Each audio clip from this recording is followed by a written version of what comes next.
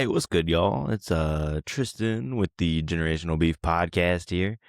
We're trying something new a little bit here. I didn't send out any information that there wouldn't be a podcast on Wednesday.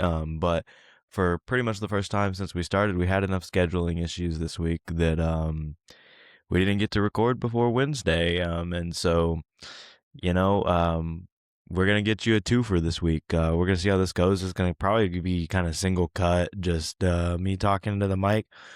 I'm also feeling a little bit under the weather, some allergy issues, so the voice a little bit off, throat's a little bit bleh. But I really just wanted to sit here and talk for a bit, see how it goes. I'll probably call it something cheesy, corny, Tristan's thoughts. Who knows? Yeah. Dad and I are gonna go live, not live. We're gonna be recording on Thursday night during the NFL draft. We're gonna kind of rehash all of our thoughts so far on the playoffs, and then in between picks, and then also be able to live react to the NFL draft picks as they happen. And then that'll come out on Friday. That'll be kind of your normal pod, a couple days late. But like I said, I didn't ever mention that we wouldn't be coming out Wednesday, so I'm gonna try and give you all a little something, see how this goes. Probably a little bit less entertaining than the regular stuff, but I really don't care at this point. I just kind of wanted to talk ball. There's some NFL news. I'm not really gonna cover that at all here, and I'm not probably gonna say anything too crazy on this because I don't have some wacko trying to argue with me the whole time. So he's not over in my ear yelling. So, um, be kind of chill. Just like I said, just talking some hoops. There's been a lot to happen since the last time we recorded. All of the play-in, the first weekend of the playoffs, and I'm recording at about 3 in the morning on Wednesday. So we've had a few game twos as well. Like I said, scheduling conflicts and issues. Shout out to my fiance. Today is her birthday. Shout out Emily. Happy birthday, Shotty. And then shout out Dad. Shout out Pops.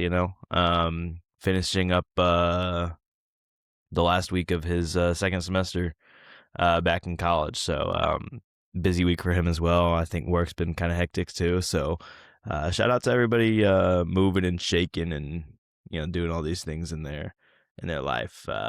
But we're still gonna record a podcast, I guess.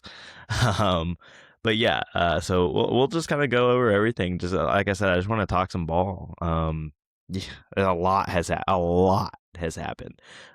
So the play-in, we're gonna start Hornets Heat.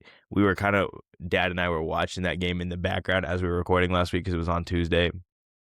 Man, that game was insane. Went to overtime. I mean, y'all all saw it. Kobe White in the fourth quarter. LaMelo Ball game winner. Davion Mitchell trying to get the game winner. The Miles Bridges block. That game was just back and forth. That game was crazy. So much fun. The whole controversy with the LaMelo Ball Bam ankle thing. It's tough, man. You got to feel for the Heat. Brutal game. They get their season ended. At the end of the day, they're the 10 seed. They stay the 10 seed, so they weren't the favorite going into that game or anything. But Bill Simmons is crazy, saying that he was allowing that to affect his vote for Sixth Man of the Year. He was going to vote Jaime Jaquez. Jaime wasn't going to win it anyways, but you're going to say that one game that you weren't the favorite in, and he played okay in, not even bad, just okay. You'd be like, well, he's not even going to make the playoffs. Shut up. I mean, that's dumb. It's not even the dumbest thing Bill Simmons said in the last week, obviously. I do agree with him, though, fundamentally, in the fact that it is the league's fault. I get that you had the extenuating circumstances with the Luka thing and the Cade thing, but we've known for weeks now that Luka and Cade weren't going to hit 65 games, so that appeals process could have been done by the end of the league year, or the end of the regular season, and then you could still have voting by the time the play-in starts. I don't even understand that. That's dumb on the league's part, but Bill Simmons also, don't be an idiot, right? And obviously we'll get to the stupidest thing he said all week in a little bit. Um, he's dumb. And normally I don't necessarily think about him, but I think as he's gotten older, he's said some kind of crazy stuff. Like one of my fellow co-hosts, or I guess my only fellow co-host. But no. Bill Simmons is crazy. Anyways, and then that night we also had Blazers Suns, and I had talked about it last week, talking about like the revenge that we can get on teams in the first round, the Thunder.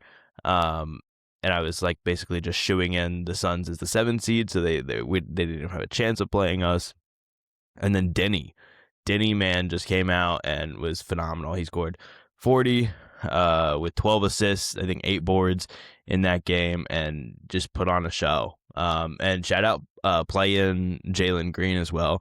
He averaged 35 and a half through 2 play-in games, and I mean he was phenomenal.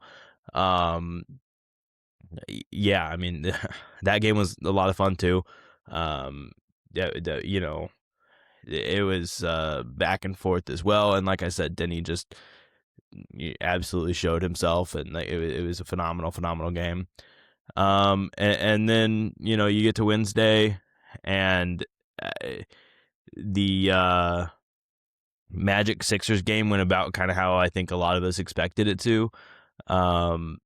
The Magic, last game of the regular season, lost to as many teams, as many people have already stated. They lost to the G League Celtics, which is, wild for a team that, is really vying for playoff seeding right now and that kind of thing. And so that game went about it exactly as expected. They lose in Philly. Didn't really feel like it was that much of a game in that one. Desmond Bane did try his best. He scored 34. But at the end of the day, Tyrese Maxey came out, was phenomenal. All-star Tyrese Maxey. Paolo Banchero was brutal in that game. 7 and 22, 6 turnovers. Like just not the Paolo performance you want, and it continues to show that Paolo and Franz together just doesn't really seem to be the best fit. Yeah.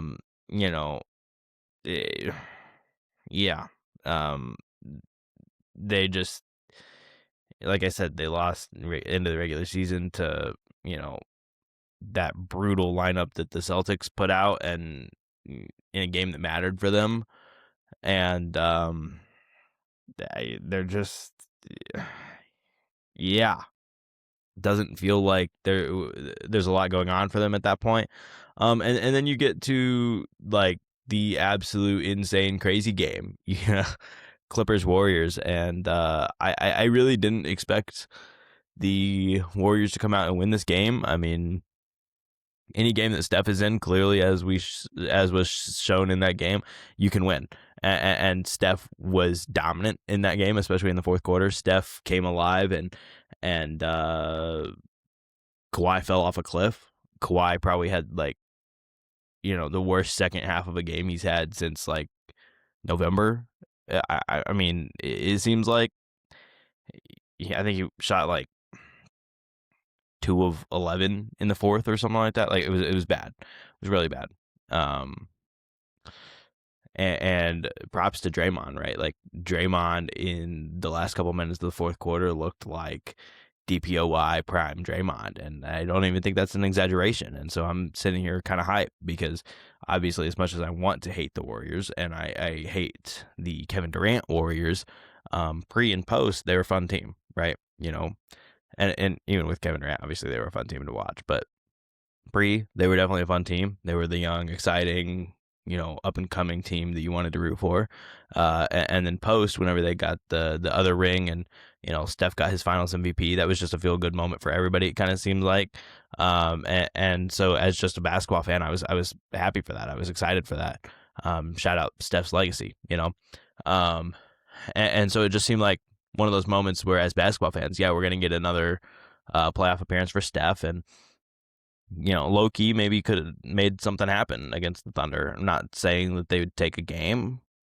Maybe they would, and Steph could have a game where he scores 37, and then 20 of that's in the fourth quarter, and then they take a game. It's possible. I trust that a lot more from them than the Suns, that's for sure. But it didn't end up happening that way. It didn't end up making it into the first round, and that really sucks for basketball fans, to not see Steph and Dre in the playoffs. But really pretty tough there for them. Like I said, just kind of a tough showing, tough outing. When they came back on Friday to get themselves into the playoffs, but man, that game on Wednesday was so fun. And shout out to the Warriors because they gave the Thunder another lottery pick. So, it did officially come out, the coin flip to decide the odds, and the Jazz did lock in the fourth highest odds, which means they cannot fall to 9. They cannot lose their pick this year. So rejoice. There is no chance of the Thunder having 2 lottery picks this year. Rejoice the rest of the league, right? But the Thunders do still have, I believe it's a 7% chance-ish, to end up with a top 4 pick and the 12th highest odds at the number 1. And no matter what, are getting a lottery pick. So shout out the Thunder. Shout out Sam Presti. Shout out Steph Curry. And I really, kind of like I mentioned, I really wanted to see Steph in the playoffs. I really did. First of all, as a Thunder fan, obviously I wanted to sweep them. I did. But also just I wanted to see Steph play basketball, man. Even if he had some kind of crazy game that did end up stealing a game from the Thunder, and it would make me cry, and it would terrify me because like Steph's Steph, and he's just stupid. I wanted to see him in the playoffs, and brutal. I mean, you gotta love D Book, gotta hate Dylan Brooks, and playing Jalen Green was phenomenal, right? But man, I wanted to see Steph in there. So that result on Friday, not what you were looking for, but is what it is. And then the Magic, like I said, lose to the G League Celtics, and then just completely look lifeless against the Sixers on Wednesday, and then on Friday come out and just have the largest margin of victory in a game in play-in history against the Hornets to secure the 8 seed. So shout out to them. Did what they had to do, and I mean, they just, yeah, they just weren't great. The Hornets weren't. Khan really struggled in the play-in tournament. And then the second game, basically everybody did. Nobody really came to play. They just shot horribly. They shot 27% from 3, 34% from deep. Even Kobe White off the bench only had 4 points. I mean, like they just did nothing, right? And the Magic did. I was gonna say just enough, but they did more than enough. They did. They played well. And so then that sets up, the first weekend of the playoffs, and no, they weren't necessarily great games, and I would say most of the expected teams won. Maybe one you could argue was not the expected team to win, but other than that, it was all pretty much, or 2, I guess. Sorry, 2 of the teams were not the expected teams to win, but other than that, pretty chalk. Cavs, Raptors, I'll start there. They've now played 2 games. Cavs are up 2-0. They are the only, as of the time I'm recording this, they are the only team up 2-0. I'm 90% sure.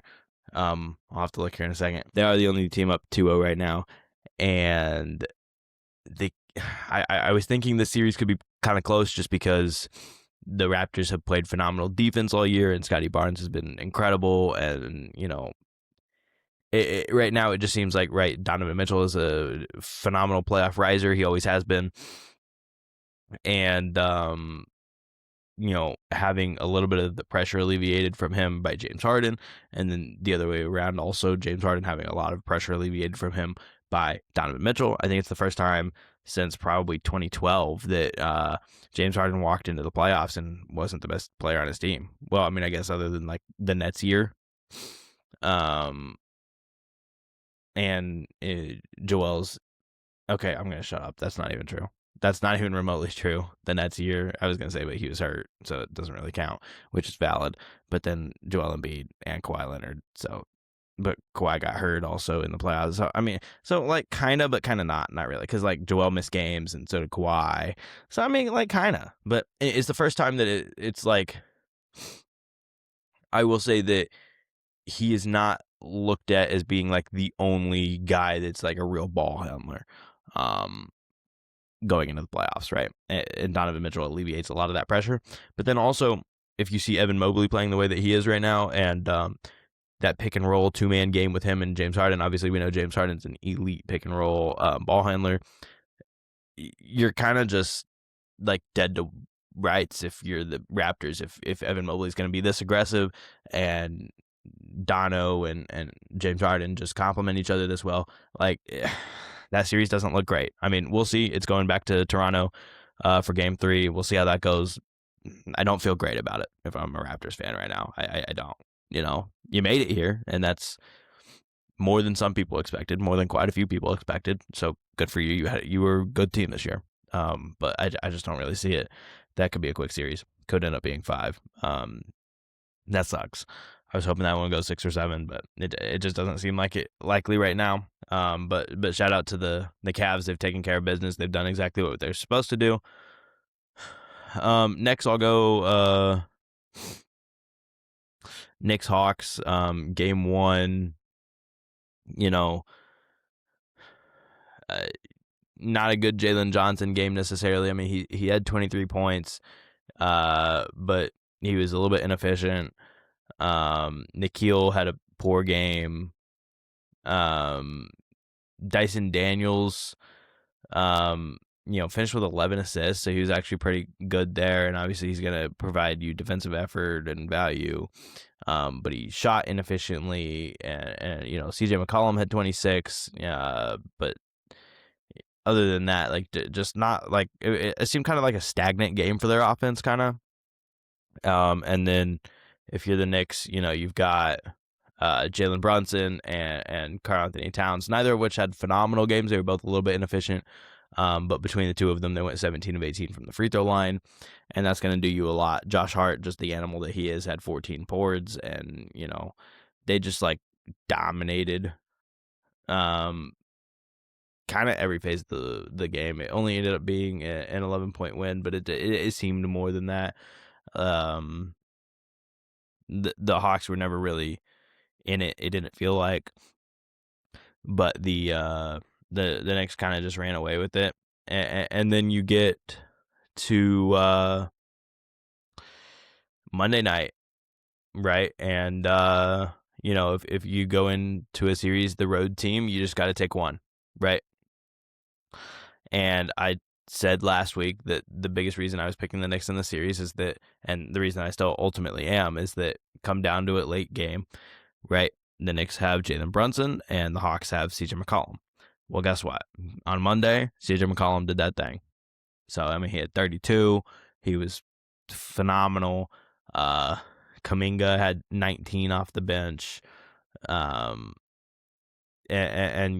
basically everybody other than Jalen Brunson was kind of a non-factor for the Knicks, and even the defense of the Hawks made Jalen Brunson an inefficient factor, and Cat was actually like pretty good efficiency-wise, but he just wasn't near aggressive enough, and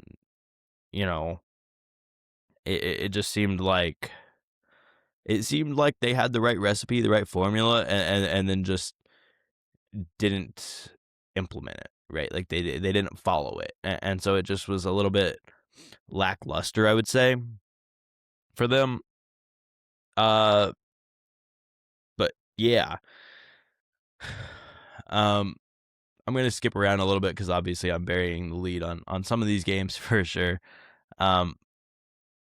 But we can go ahead and talk Suns Thunder game 1.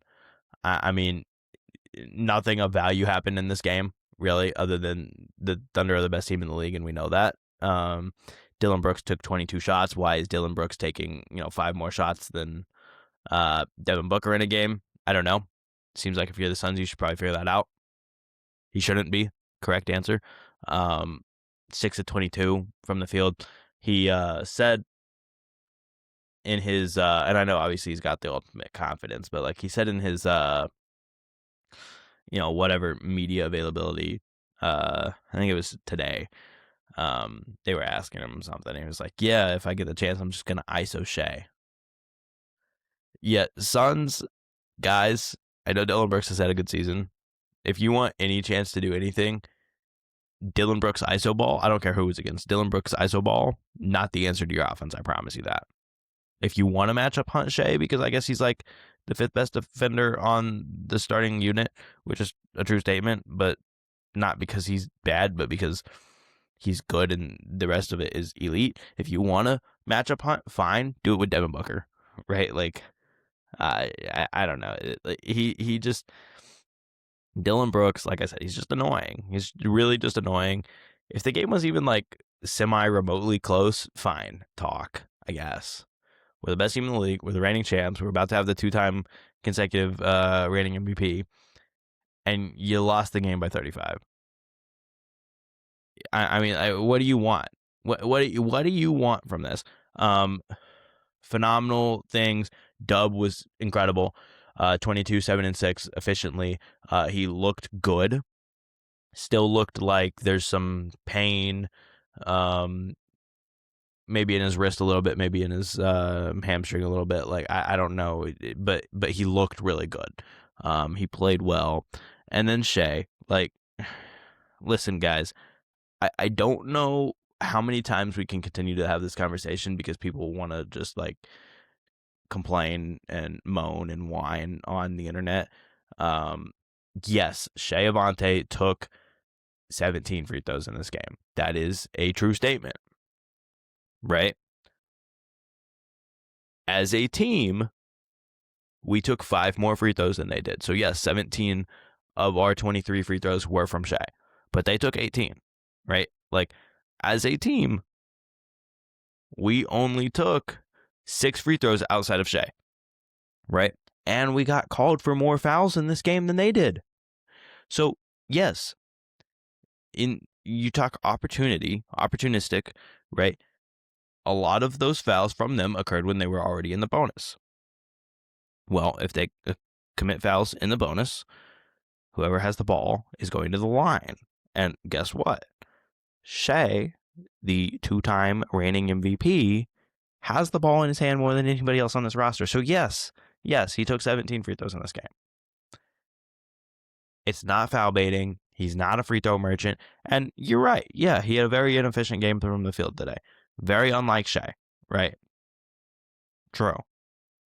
But let's not act like he didn't just shoot 55% on twos this season, and he didn't just have effectively the most efficient guard season of all time on the volume that he did. I mean, it's basically like right behind, a fraction of a percent behind 2016 Steph, but with like a 1.5 more per game, right? So like, it's 1A, 1B, right? Most efficient guard season of all time. It's one game, right? And I get that y'all have been crying from the mountaintops the whole season. Shea foul merchant. I get it. You're wrong. Watch basketball. Touch grass and watch basketball, please. Shea is so good. Not the best Shea game in that game, for sure. But he playmaked really well, got everybody else involved, and he was opportunistic. He took advantage when he needed to, and he did enough. And yeah, 17 of those were free throws. Yes. What do you want me to say? He's the best scorer in the league. He's got the ball in his hand, obviously far more than anybody else on this roster. And yes, he hunts and he drives. And if he's got the matchup, he's going to take it. And guess what? Against almost anybody in the league, he's got the matchup. You can't guard him. That's why he gets fouled so much. Not because he's hunting for it, not because he is attempting to get fouled, not because he's flailing his body to get fouled. No, because you cannot guard him. I don't know how people don't understand this. Watch basketball. Occasionally turn on the TV and watch basketball. Don't just watch whoever's talking. Don't just go scroll social media and look at this cherry-picked highlight or this rage-baity comment. Go watch basketball. Watch Shea in game one. That's all I gotta say. And you know what? Because I promise you, it's not gonna look the same. Watch Shea in game two. Shea's gonna score 30. He's gonna shoot 56% from the free throw from the field, at least, if not higher. And he's gonna score 30. He's gonna take 7 free throws. Okay, go watch Shea in game two. Wednesday night. I'll be there. I can post every single one of his free throw attempts on the Gin Beef Pod Instagram story if you'd like. I'll do it. Just stop narrative pushing. It's dumb. It's dumb. It's overblown. He's been 2 years of straight dominance at this point. I mean, more than that, but like 2 years, like peak straight dominance, right? MVPs, 1 championship, hopefully 2, maybe. I don't know. I just the conversation is dumb, and it needs to stop. So, touch grass, watch some basketball, please. Yeah. And then we've got Magic Pistons game 1. Very interesting. Again, the Magic build on their, we thought they were dead to rights and whatever. And their dominant win in the last game of the play-in, and then they go and win game 1 in Detroit. And not only did they win game 1 in Detroit, it was the first time in the play-by-play era, which is since 1997, that a 1 seed never held a lead for the entire game against an 8 seed. Ever. That's insane. So the Magic just start to finish just beat the Pistons. And that it was wild. Paolo Banchero, playoff riser. We know that at this point. He's shown it several times. He had 23, but he was efficient, which is not normal for Paolo. He was efficient. Franz was relatively efficient. Desmond Bane was not, but he got his shots up. And that's the other thing too, is that like this Magic offense wasn't even at full potential. They were okay. The defense really showed out, right? And this is kind of the struggle that you have if you're a Pistons fan right now, because basically the entire thing that we've been preaching this whole season for this Pistons team and why maybe they're not a real contender is that it's Cade and who, right? And like, yes, Jalen Duren it was an all-star this year, is going to be a borderline All-NBA player. He might make it, maybe, like 3rd team. Duncan Robinson can shoot the peel off that thing. You know what I mean? Like, Asar Thompson can't. I mean, him and Amon, like, the offense, like, let's not even talk. But defensively, he's phenomenal. Toby knows his role, and he can fit it well at times, right? And then you got Dennis Jenkins, who, phenomenal story. Sucks that the MIP race this year was like so many big names, or Dennis Jenkins like could be in that argument. He's like your only real like kind of creator at this point outside of Cade, and so he ended up playing a lot more than you probably would like him to in this playoff game, and it didn't go well, right? Like, I know plus minus isn't everything, right? But like Jalen Duren was a minus 21 in this game compared to Cade only being minus 1, right? And Cade was phenomenal. He had 39 points. But it didn't matter because nobody outside of Cade could do anything in this game. And do I think that long-term for the whole series, this really matters? Maybe, maybe not. Probably leaning closer towards not. just because I don't trust the Magic's ability. I don't trust their skill long term. Again, like Paolo has shown to be a playoff riser, but more than that, he's shown that him and Franz aren't great together as a duo, and that Paolo is just not great as your best player. He's inefficient, typically speaking. His shot diet's atrocious.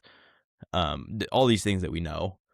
Um, in the playoffs, that has seemed to kind of go away somehow. Um, but do I trust for a full 7 games against a 60-something win team that they're going to be able to pull that off? No, I don't.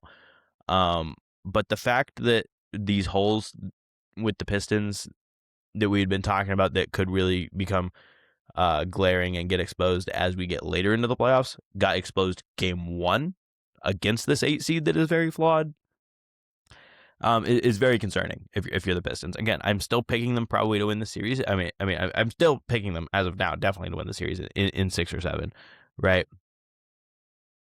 But it's tough, and depending on how many games they drop in this series, I don't know if I have them win a game in the next one. Like it's getting that kind of desperate, and I don't want to overreact, although I kind of do, but I don't want to crazy overreact to what happened in game 1.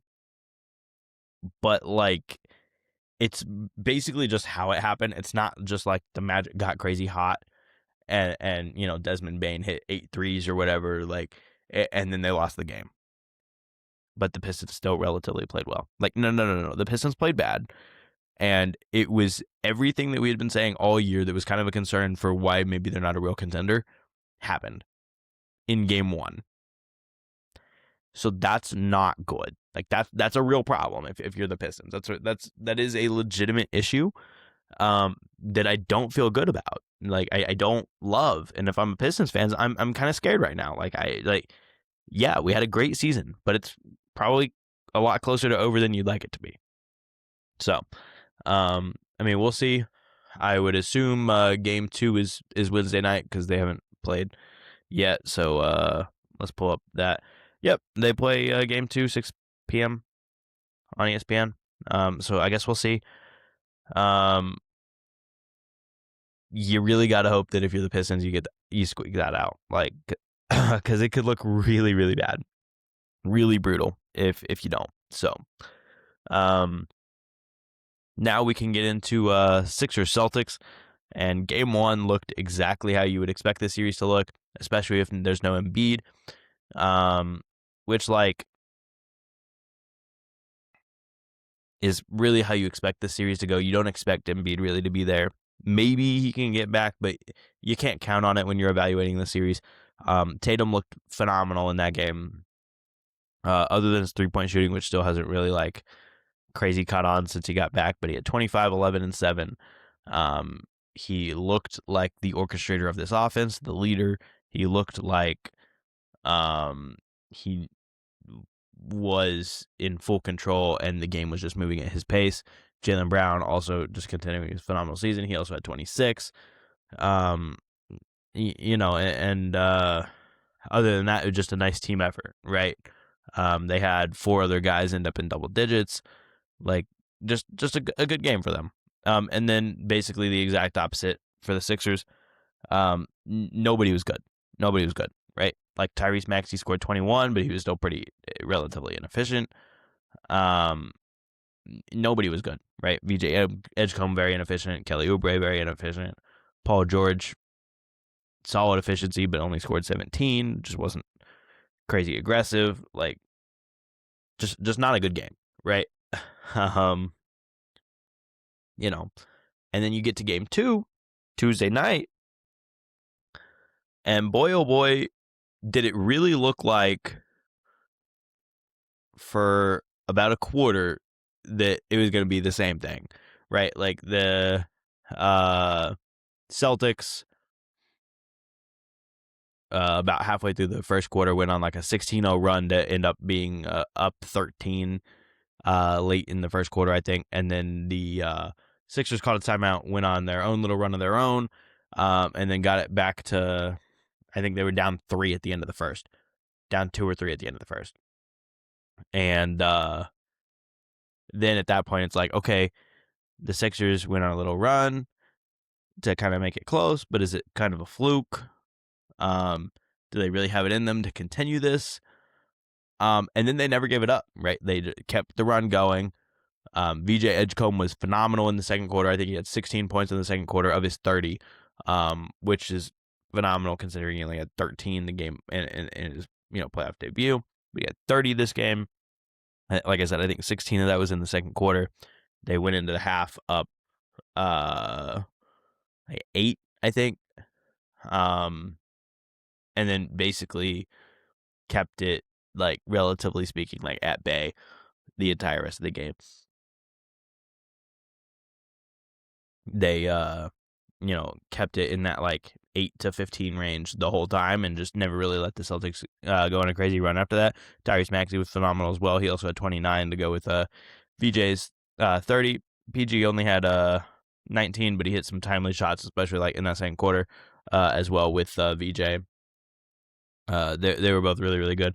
Andre Drummond provided a lot of solid minutes off the bench, especially whenever guys started getting into foul trouble. He came in early, especially in that first half. He was good. He had a 3, which is still really weird every time I see him do it. Like it didn't happen a ton this season, but it did happen.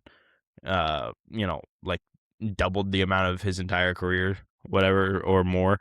But it's still really weird every time I see that happen. It's like, yeah. And then JB looked like MVP JB once again. He had another 36 points and 7 boards. And then this is kind of the downside of the Tatum game, right? Like game 1, he was really good. This game, he was still impactful, but he was much less efficient and still kind of looked rusty a little bit. But he did still have 19, 14, and 9, so like he was still very impactful. But it just wasn't enough, especially because like he only had 19 compared to his 25 in the last game. And then, like I said, in game 1, they had 4 other players all in double digits. In this game, there was nobody outside of JB or Tatum that was in double digits. And the other big thing is that because of VJ's inefficiency and Kelly Oubre and everybody else that was inefficient in game 1 for the Sixers only scored 91 points in game 1. Well, they scored 111 today. So that was a little bit different.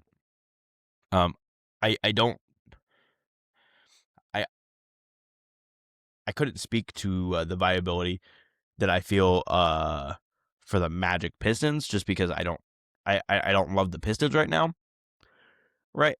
So I don't think it's viable for the Magic, but I don't love the Pistons. So that's why I can't really talk about that. I can still talk about this one though, because I do really like the Celtics. Right? Still, this is not viable for the Sixers, especially if Embiid's not coming back. But like, this is not viable. They had a game, and they might have one more, right? But this is not gonna be how this series is not going 7. If Embiid comes back by game 4, sure, we can have a conversation. But like, this is not going 7. This is not how this series is gonna look. This was a one-off game, and props to VJ, props to Tyrese Maxey. You're not getting 30 a night out of your rookie, right? It's not happening. And maybe you don't need to, because maybe he could score 15 and then PG steps up and, a very veteran player, and has 25 to 30 or whatever. I don't know. But I don't trust this happening again, especially without Embiid, but I don't trust this to really happen again. But we'll see. You never know, I guess. But it was a very impressive game for the Sixers in this one. And then the I would say 3 most interesting series. We'll start with the Nuggets Timberwolves, which has given us 2 bangers so far. The Nuggets did end up pulling away in game 1. Nikola Jokic was Nikola Jokic. He had 25, 13, and 11. And they kind of held him at like an arm's distance the whole game, and then really pulled away. The Timberwolves jumped out to an early lead in that one, and then Denver was like, sorry, we're actually just the much better team. It was tied at halftime, but Denver had all the momentum. and then they just never let it up. Um, it wasn't a great game really for anybody on the Timberwolves side other than Rudy Gobert. And if Rudy Gobert is your only like thing in that game, you're probably not going to win it. Nobody really played well, but like I said, Yoke had 25, 13, and 11. Jamal Murray had 30. Not an efficient Jamal game. He took 16 free throws. Nobody's talking about him like that, but just for what it's worth. Nobody outside of Chris Finch, I guess. He was pretty upset about it. But yeah. Anyways, the Nuggets pretty much controlled this game, and I was thinking like, oh, maybe the series won't be as close as I kind of thought it was. And for what it's worth, we did analyze that last week on the pod. I was like, this series may not be as close as the ones of past have been, but that's just because they lost Nikhil. That's their Jamal Murray matchup, and that showed in game one. They don't have the body like Cat to throw at Jokic, and Jokic just kind of dominates this team, and he takes it personally. I mean, like, very clearly. I mean, this is definitely a rivalry for both these teams. Maybe one of the most heated in the league at this point, just because they match up so many times in the playoffs, and it's gone both ways. Like, both teams have won this series. Like, it's been a big deal, right? But come to game 2 on Monday night, and that game was phenomenal. It was kind of the opposite way. The Nuggets jump out to an early lead, and then after the way they finished game 1, and they're up like 19, we're like, oh, this really isn't going to be a series. And then they're up 19, and then they end up blowing it. Not really necessarily even blowing it. The Timberwolves come and steal it away. They played a phenomenal game of basketball that game. Julius Randle was really good. Anthony Edwards, inefficient, but he was really good. Very impactful. Rudy Gobert's defense on Nikola Jokic was absolutely phenomenal. I mean, at halftime, Nikola Jokic had 6 points, and then Rudy Gobert got in foul trouble, and so Nikola Jokic had, I think, 16 points in the third quarter once Rudy Gobert went to the bench. But overall, his stat line still, I mean, 8 of 20 on the day, 1 of 7 from 3, 24, 15, and 8. But again, I think like 16 of those points were with Rudy Gobert on the bench. Rudy Gobert, when he was on Nikola Jokic in this game, looked like a 4-time Defensive Player of the Year, and Nikola Jokic did not look like a 3-time MVP with Rudy Gobert guarding him. So he was very, very good. Jamal Murray once again had 30. He had the crazy shot at the end of the first half to tie it. The half court heave, crazy.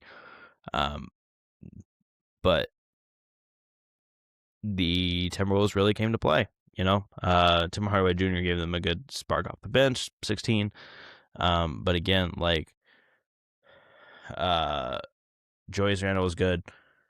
Anthony Edwards was good. The most impressive thing of this game, like I said, was Rudy Gobert's defense on Nikola Jokic. It was phenomenal.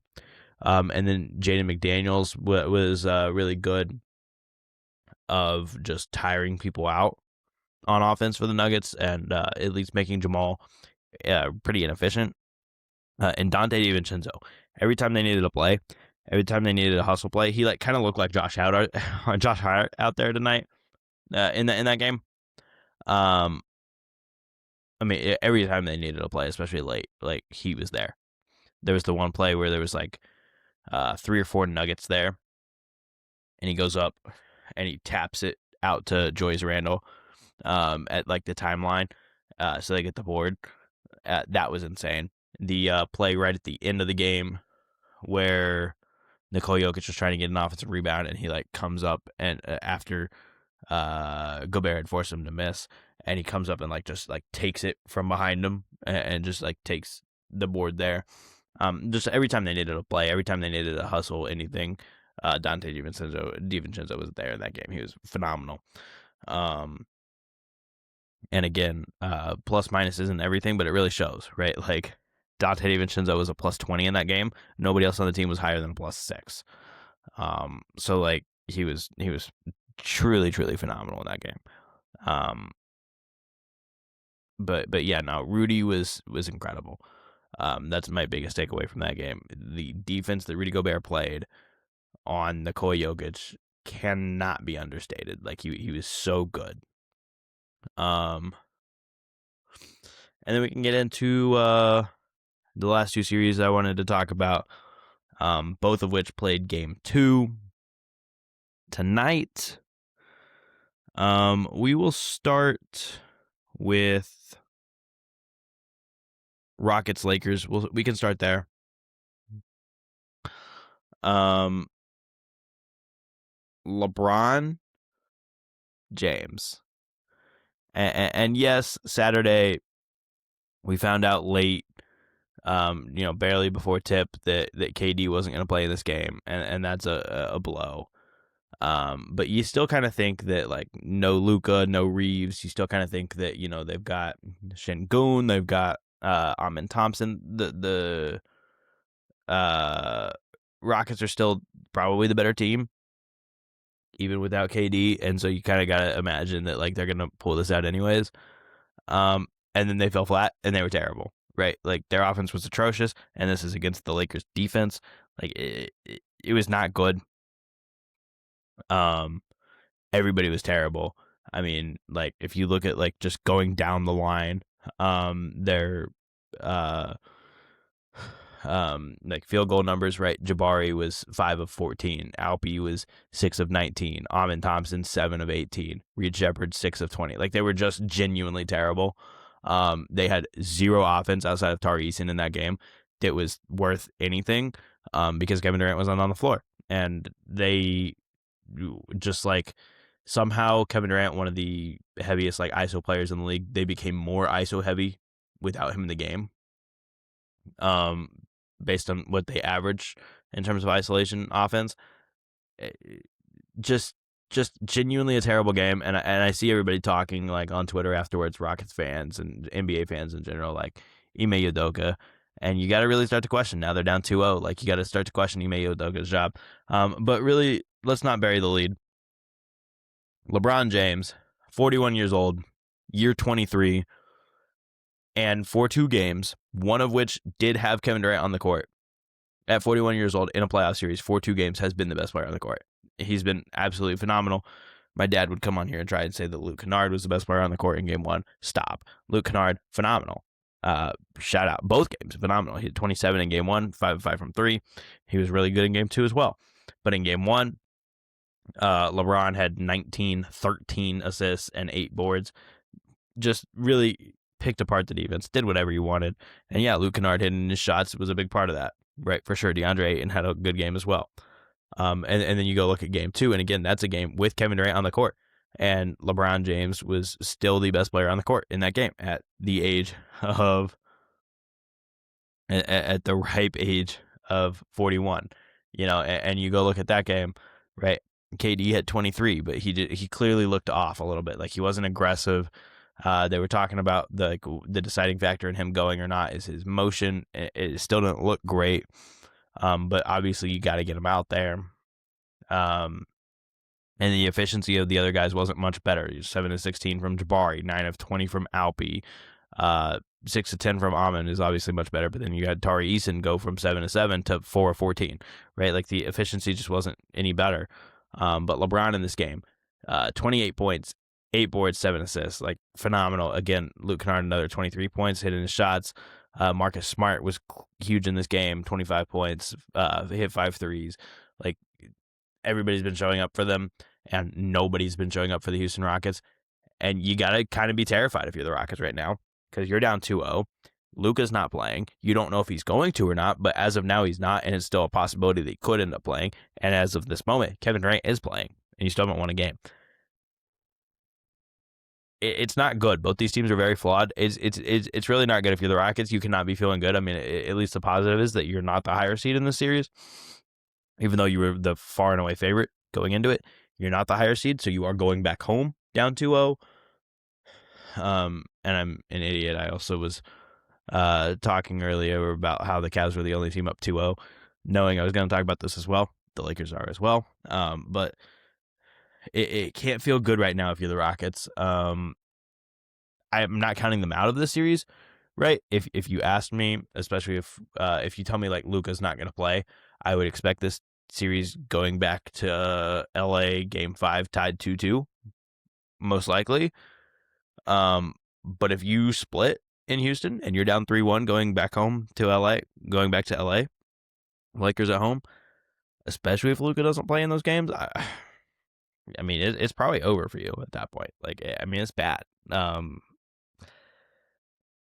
But shout out to LeBron, man. I mean, like, seriously. I mean, 41 years old and still the best player on the court in a playoff series that has Kevin Durant in it. Like, he's been phenomenal.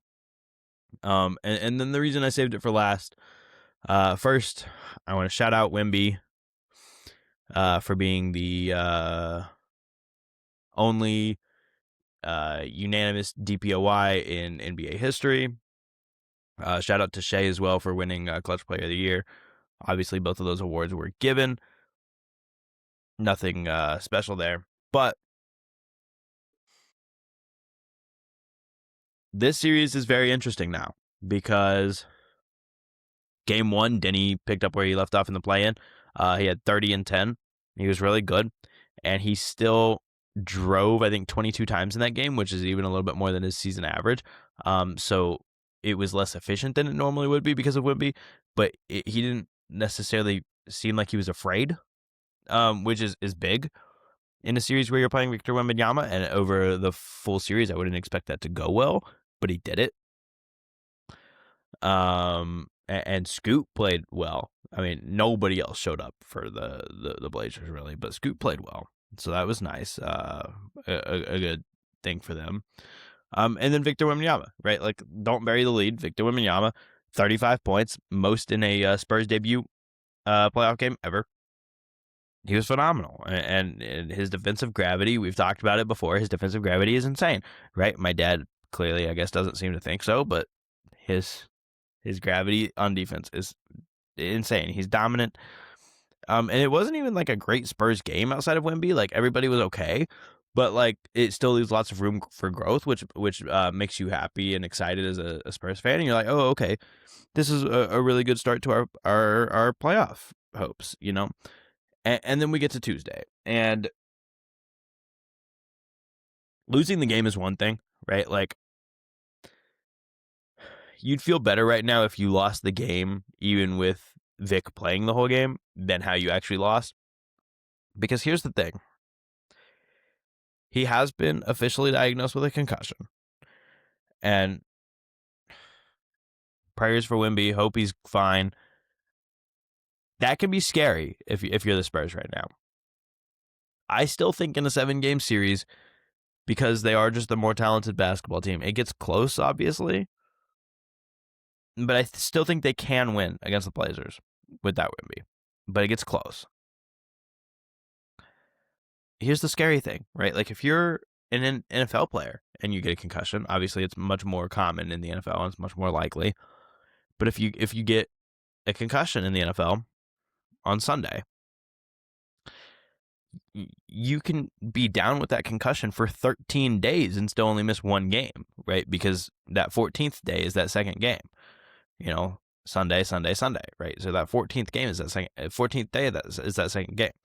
So most of the time, you only see a player miss one game with a concussion, unless they've had multiple shout out to a whatever, right? But that's because you have 13 days of recovery, right? And occasionally they don't miss a game. It's kind of rare, but occasionally they don't miss a game. But that still leaves you 6 days of recovery. How long does this take Victor Wembanyama to recover from a concussion in this game? And what are the NBA's protocols? I don't really know because, again, it's much less strict. Or it's much less common. I don't know if it's more strict, less strict, the same amount of strict. I don't know if they take their policies directly from the NFL. I don't know, right? But let's just conservative for the Spurs, right? In the sense of like the side of optimism. Let's say he's out for 5 days with a concussion, which doesn't feel great. It feels like it could be more than that. You're missing 2 more games. So what? And both of those games are in Portland, and it's tied 1-1. So what happens if they're down 3-1 when he comes back? This series gets scary for the Spurs, right? And this game was still close, right? Like, they still definitely could have won it without him. And so even if he doesn't play in the next 2 games or 3 or however many, they may win them all anyways, right? Like, it is possible, right? Scoot had a phenomenal game, and that's what I was going to bring up. Denny did not have near as good of a game, but Scoot was phenomenal. Maybe Scoot's just a playoff riser. His first 2 playoff games ever, he scored 17 and 31, right? So, like, shout out Scoot. Denny had a below average game. Donovan Clingan had a much better first half than he had, game 1. Um, and again, kind of like the Rockets story, right? Everybody was inefficient tonight for the Spurs. 6 of 16 for Fox and Vassell, 7 of 20 for Castle, right? Like they just weren't very good. But this does really start to get pretty worrisome if you want to talk the long term of this series, because what does it look like for Wemby if he's concussed, right? Or not if. I mean, he is concussed, but what does that do for you as the Spurs? Like, how long does he miss? And what does it do for you if he is out for an extended period of time? Again, I think they still probably can win the series. The question is, do they? Do they? That's the biggest part. It's like, yes, they can, but do they?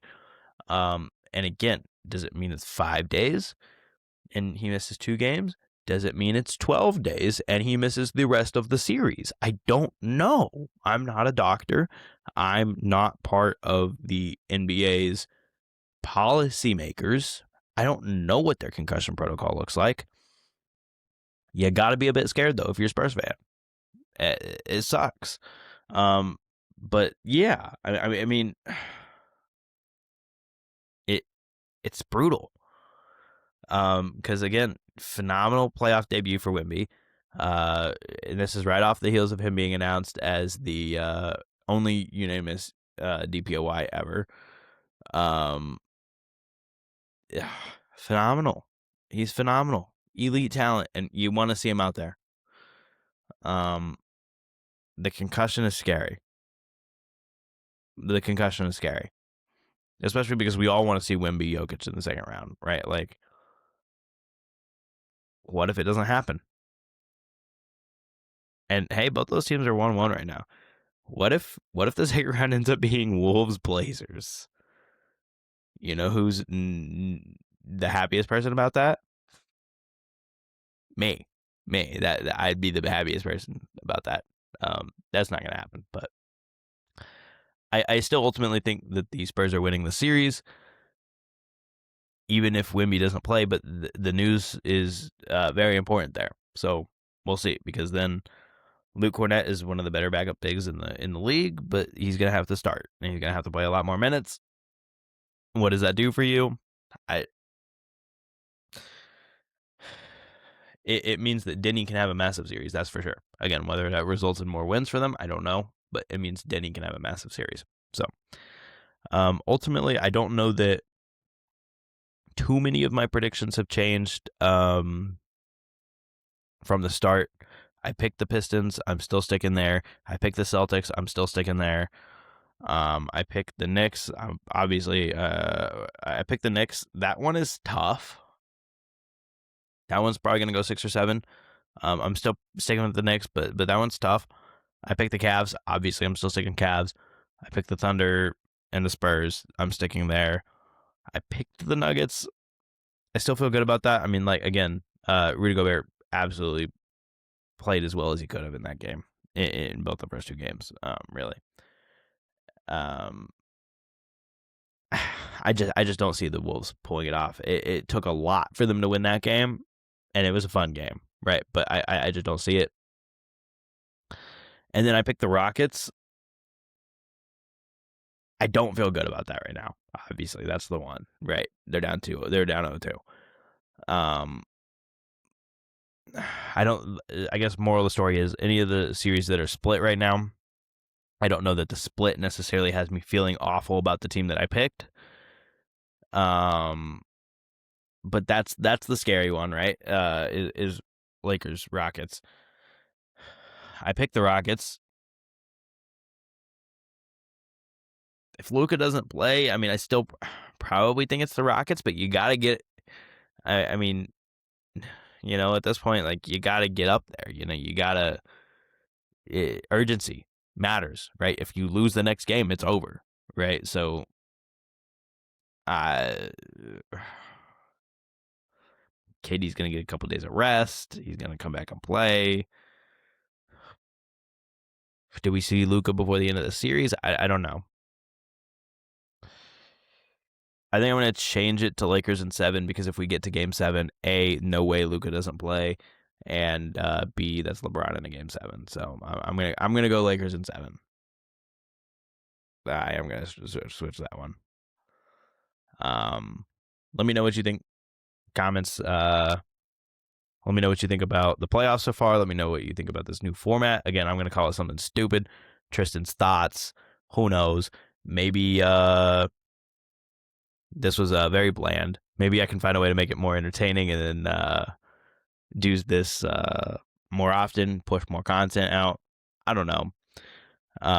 We didn't talk about this at all. I'm just going to post it.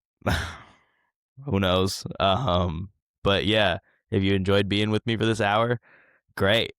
Give me ways to make it more entertaining. Playoff basketball has been great so far. I'm glad that we've got it, and I am very glad that I'm going to get the chance to talk with Dad about this on Thursday. Like I said, we're going to drop that episode on Friday. That'll be our regular episode, but this is going to come out in your regularly scheduled time slot. Just because I didn't announce that we wouldn't have an episode, so I'm giving you an episode. Yeah, so a lot of interesting stuff going on in the playoffs so far. So again, let me know what you think down below. Thanks for tuning in again. Like, comment, subscribe. Go follow all the socials: Instagram, TikTok, Spotify, Twitter, all the fun stuff. It's all linked down below. So been a pleasure. Peace.